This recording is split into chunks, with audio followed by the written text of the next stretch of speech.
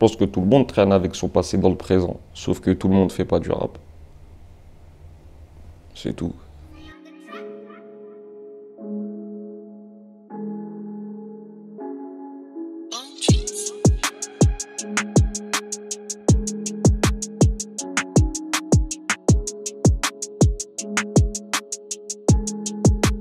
Bonjour Gizmo. Bonjour beau vieux. Bienvenue dans le média Aloha News. Aujourd'hui, on va parler de ton nouveau projet qui va sortir. Dans ce nouveau projet, on découvre qu'il y a 29 morceaux avec pas mal de morceaux. Il y en a 30, mais il y en a un qui est que sur la version album. Que en physique. C'est quand même petite surprise. C'est quand même un album très éclectique. Oui. La question que j'aimerais te poser, la première, c'est qu'aujourd'hui, nous sommes dans une ère où généralement les artistes préfèrent sortir des morceaux courts avec pas beaucoup de morceaux qui s'arrêtent. Aujourd'hui, c'est 12-13 titres. Toi, tu as décidé de venir avec 29 morceaux. Qu'est-ce qui a été motivé par ça? Bah déjà, l'envie de faire renaître des morceaux. Parce qu'il y a des morceaux qui sont échelonnés sur mes 3 dernières années, certains. Et prendre les meilleurs et d'en faire des pépites mélangées avec ce que avec l'album que j'ai fait de maintenant. Tu vois? Et je trouvais ça plus intéressant qu'on appelle ça une double tape et qu'on fasse vraiment croquer parce que je devais revenir dans 6 mois, j'en ai 3 de retard et je vais en avoir 4, tu vois. Donc c'était le minimum. Hein. Et puis aussi, ça donne matière à clipper plein de trucs, à envoyer beaucoup de visuels et tout, donc c'est charmé. Ce qu'on remarque aussi, c'est que, comme je l'avais dit, c'est très éclectique, il y a du boom bap, il y a des sonorités plus actuelles. J'ai l'impression que le boom bap, en fait, c'est un style qui s'est installé aujourd'hui et c'est un truc en fait qui peut pas vieillir. Non. Bah en fait, le boom bap, il est un peu, comment dire, il est redécoré un petit peu aujourd'hui avec des éléments un peu techno, quoi, des synthés, des trucs. Mais le kick, les trucs, ça reste la même chose. C'est juste qu'il donne une petite couleur trap actuelle, mais tu peux le faire sur du boom bap et c'est intéressant de faire ça aussi, tu vois. Et puis le boom bap classique, en vrai, je pense que frère, tu reviens toujours aux sources, toujours, toujours. Quand tu aimes vraiment quelque chose, que tu es passionné, et que ce soit de le faire ou de l'écouter, hein, je pense pas qu'un mec qui était fan de NTM, il peut se taper de la trappe toute la journée, il est obligé d'écouter, je sais pas moi, il va écouter Niro, peut-être un peu de Gizmo, je veux pas être me jeter des fleurs, ou alors même du Nekfeu, ou tu vois des trucs qui rappellent vraiment, ou Alpha One, plein de gens comme ça. Tu vois ce que je veux dire, qui rappent, il y a l'animal, il y a plein de mecs là qui commencent à péter de partout et qui peuvent plaire à maintenant, nous, bientôt trentenaires et plus, tu vois. Non, c'est vrai. Et ce qu'on remarque dans le boom bap, forcément, c'est le côté très technique que tu as cultivé justement dans différents morceaux présents sur ce projet. Aujourd'hui, dans une ère où on est dans les top lines et les gimmicks, où finalement la technique et même les paroles sont mis quelque part au second plan, comment tu exerces ton métier justement dans cette ère-là? Et comment tu vis dans cette ère-là? Et bah, moi, j'ai pas de top liner déjà, j'ai pas de. Toi, j'arrive en studio, si la prod que j'ai choisi elle se prête à une mélodie, je vais m'enfermer dans mon coin, chercher une mélodie. Si j'estime que je peux la chantonner avec ma voix tout seul, je le fais. Si j'estime qu'elle mérite un peu de logiciel je le fais. Tu vois, mais c'est à l'instinct, au feeling. Et je pense que c'est la meilleure manière de faire sa musique. T'as vu, quand t'as des top liners, des trucs, des machins, c'est vrai que tu vas péter. C'est vrai que c'est plus facile. C'est vrai que ça marche. Mais au final, tu vas faire ce qu'il va faire pour un autre et ce qu'il va faire pour un autre et pour un autre et pour un autre, alors qu'il n'y a personne qui sait faire comment je fais parce que je demande rien à personne. Il y a aussi un morceau qui s'appelle La pluie qui est assez étonnant. Tu as parlé d'instinct. Bah justement, à un moment donné, on a l'impression que ta voix elle est tremblotante et qu'en posant, tu es limite en train d'être prêt à pleurer quelque part. Ou c'est une impression? Pas prêt à pleurer, mais être c'est vrai. Pas au point d'être prêt à pleurer, mais je raconte des choses et surtout le fait de l'interpréter de cette manière, tu vois, oui, on va pas spoiler, mais tu vois, c'est ouais. Et je suis dans l'émotion, je suis pas dans un. De toute façon, je pense que si Gizmo il est toujours là aujourd'hui, c'est que les gens ils savent que c'est pour de vrai, tu vois, il y a pas de. Attendez-moi, j'ai pleuré parce que j'ai pleuré, je voulais pas le sortir, au final on l'a sorti, il a fait single d'or, tu vois. Donc ouais, si là j'étais un peu, j'étais pas ému, hein, parce que je rappe quand même, mais ouais, dans ma voix, il y avait un peu de mélancolie, presque de retenue, ouais, comme tu dis, une certaine sensibilité avec de la retenue. Ça, ouais, je vois ce que tu veux dire. Dans un morceau, tu dis quand tu es imbibé ou bien plié, c'est là que tu vois les vrais. Ouais. Est-ce que justement, la tease, quelque part, te permet aussi de voir une certaine vérité? Non, c'est quand tu bois pas que tu vois la vérité. Mais pourtant, tu dis quand tu es imbibé, c'est là que tu vois les vrais. Non, mais quand tu es imbibé ou bien plié, et tu te rends compte que les gens que tu pensais être des vrais n'étaient pas là, tu y penses pas sur le moment. Puisque tu es plié, tu es imbibé. Mais quand tu te réveilles le matin, tu dis quand même, les gars, il n'y en a pas un que... Bon, après, c'est mon problème, c'est moi qui ai décidé de boire, tu vois. Mais c'est vrai que j'ai déjà ressenti ça. Est-ce que ça te touche justement le fait de revenir à une certaine réalité, de dire qu'il y avait des gens qui sont absents durant des épreuves ou durant des moments qui sont plus compliqués quelque part dans ta vie? Non, je relativise vite. Sinon, j'arrête d'avancer. Je relativise direct. Je dis, ça se trouve, il devait aider sa mère à faire un truc. Ça se trouve, il aidait sa soeur à préparer son mariage. Je me trouve tout un tas de trucs pour pas en vouloir aux gens qui n'étaient pas là parce que ça sert à rien de vivre en voulant à la terre entière à chaque fois. Tu vois, c'est pas bon. Il y a aussi justement, tu dresses différents constats d'une jeunesse aujourd'hui. Ouais. Dans un morceau, tu dis, il y a toute une jeunesse, dans mon cas, ils peuvent pas fermer leurs yeux. Un truc de malade, ils nous baladent, nos adversaires, c'est les bleus.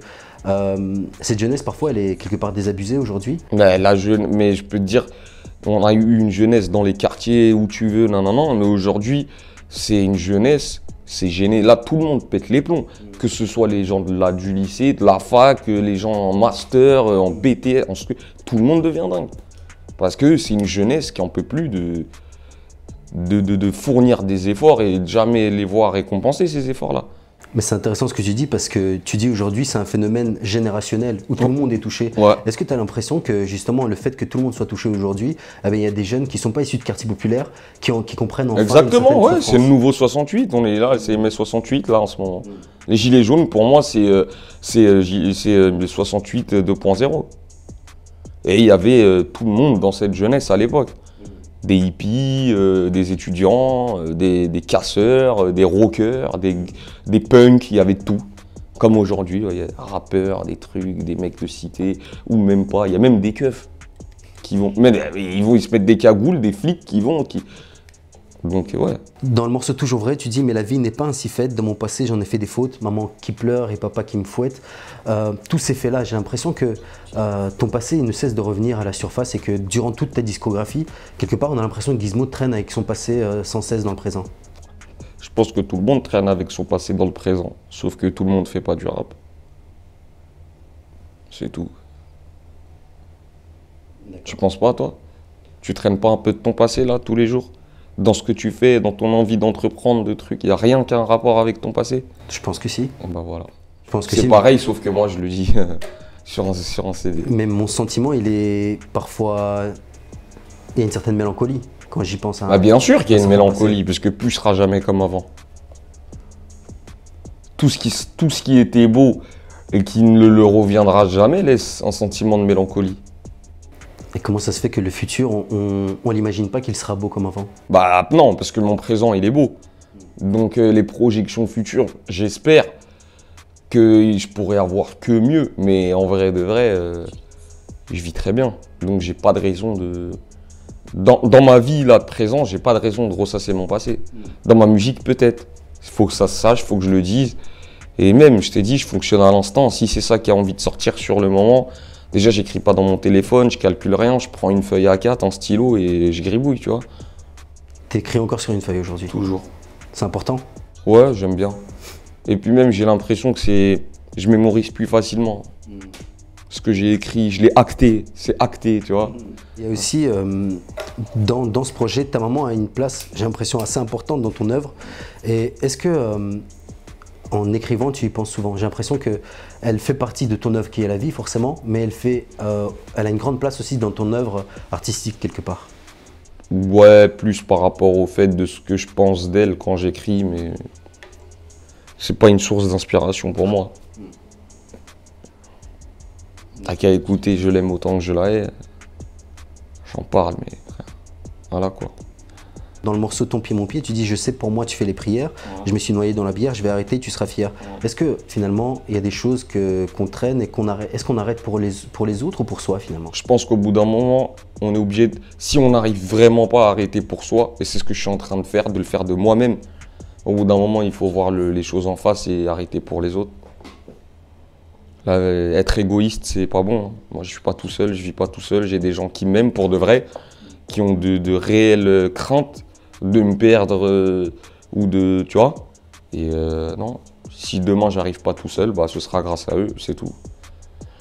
Et je m'adresse pas à ma mère, je m'adresse à ma femme dans cette chanson. Est-ce que toute la chanson est dédiée à ma femme. Est-ce que justement, durant ta discographie, ou en tout cas les 3 derniers projets, tu parles beaucoup de rédemption. Ouais. Tu parles d'arrêter certaines choses, Ouais, etc. ouais. Est-ce que le symbole, c'est que finalement, comme tu disais, tu n'arrives finalement pas à arrêter pour toi?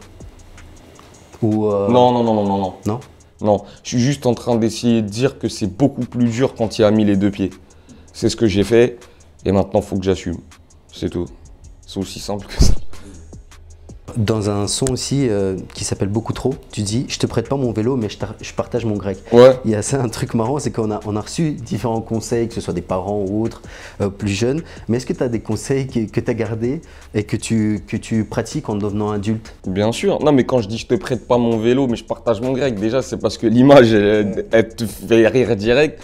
Et c'est plus pour dire, frérot, t'as vu si tu me vends une nouvelle voiture et que je t'ai pas vu depuis je sais pas combien de temps, que t'as jamais rien fait pour moi dans ta vie, me demande pas de faire un tour. Mais demain, si t'as faim et que t'es dans une vraie galère, tu peux compter sur moi, je vais t'aider.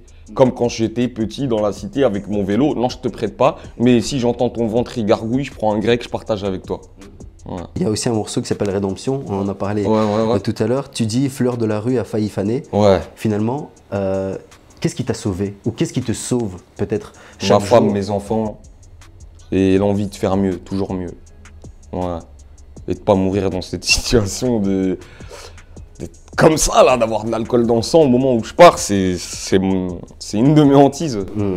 C'est un truc dont tu n'es pas trop fier en fait. Je suis pas du tout fier et puis en plus, j'aurais pas le droit d'être enterré dans mon village si on trouve du sang. C'est ce que tu as envie. Ouais. Pourquoi est-ce que c'est important? J'ai l'impression que... Parce que j'ai été élevé comme ça, c'est tout. C'est comme si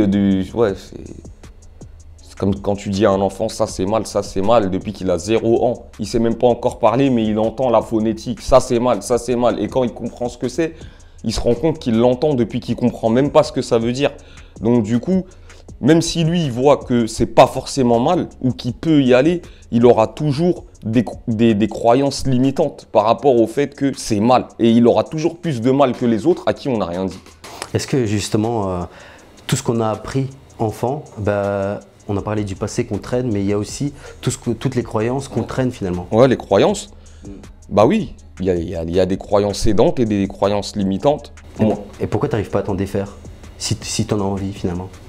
Déjà, j'arrive à m'en défaire parce que pour pouvoir te parler comme ça, il faut pas que je me pochetronne la gueule. Donc juste en mettant un tout petit peu de rigueur dans mon travail, en changeant mes habitudes.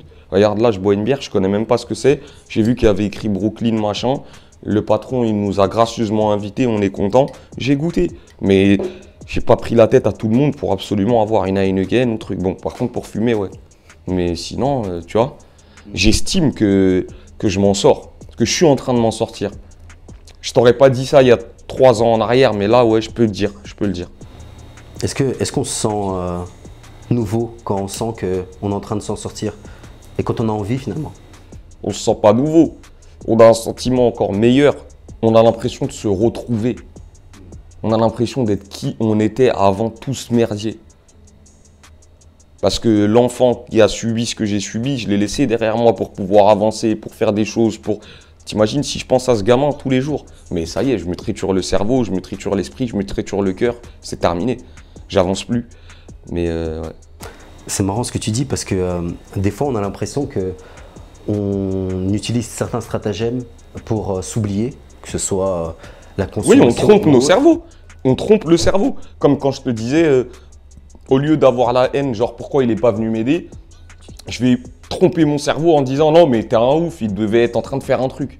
Ça stoppe direct le processus de ah ouais, c'est des enfoirés, comment ça? T'as vu, tu n'as pas le temps d'y penser. Parce que tu penses au mec avant de penser à toi. Toi, tu t'es retrouvé dans cette galère à cause de quoi? Une canette, ta main et ta bouche. Ton pote, il a rien fait pour ça. Attends, si sur le coup où tu as besoin de lui, il peut rien faire, faut assumer aussi, pareil. C'est tout. Et il faut se rendre compte que s'il pouvait pas venir, c'est peut-être que lui, il œuvrait pour quelque chose de bien plus important que moi, que de se bourrer la gueule. Ah ouais, faut être juste envers tout le monde. Si tu es juste avec toi-même, faut être avec les autres. Est-ce que tu n'as pas l'impression que des fois, en voulant être juste avec les autres, parfois on est injuste avec soi-même? Je suis pas juste avec les autres. Quand ils sont pas justes avec moi. Donc j'ai pas cette frustration. Je fonctionne à la mesure. Je te rends ce que tu me donnes. Tu me respectes, je te respecte. T'en mets une, j'en mets une. Tu tends pas l'autre joue comme Jésus, quoi. Ouais, je suis pas Jésus. Malheureusement. Un grand prophète reconnu dans toutes les religions. Parfait. Merci. Merci à toi. Merci.